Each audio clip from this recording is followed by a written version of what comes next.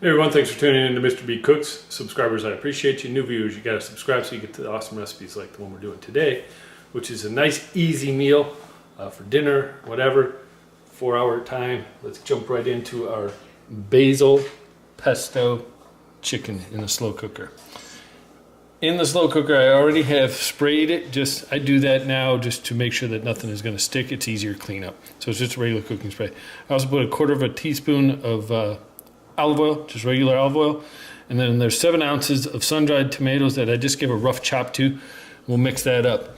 Going into it to get the chicken and the basil, I have 2 pounds of boneless, skinless chicken breast, a pinch of kosher salt, and a pinch of black pepper. You are welcome to go heavier on either of those to your taste. 3 tablespoons of a basil pesto. And you can see the oil from the pesto. So I'm just going to mix this up to get everything coated. The chicken I've cut up into cubes. They don't have to be perfect. This is just to keep them bite-sized. Now, you can do the whole breasts. I would flatten them and lay them in. But my intention for today is to cook these over, or serve these over a pasta. This could also be served, like I said, as a breast, as a solid meal by itself. Right into the bowl, or into the slow cooker rather. I just want to make sure I get all that pesto in there. All right, so there's the pesto, the chicken, and the sun-dried tomatoes. So now we're just going to mix these to combine. This is also going to give us the oil we need to keep it moist.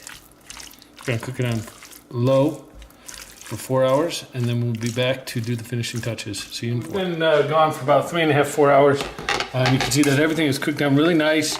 The chicken smells delicious. You can get the aroma off of those sun-dried tomatoes, and of course the pesto. So this is perfect, but we're not quite done with this.